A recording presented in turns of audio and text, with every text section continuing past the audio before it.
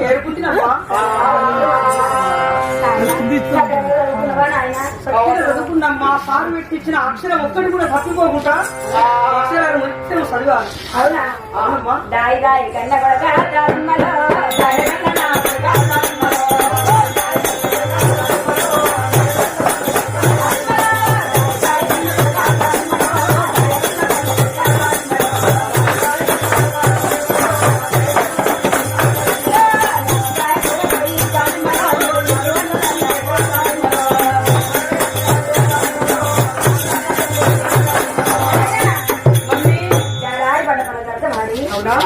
నవకాయ కూరతో 8 గంటల భోజనం చేశాను నాయన.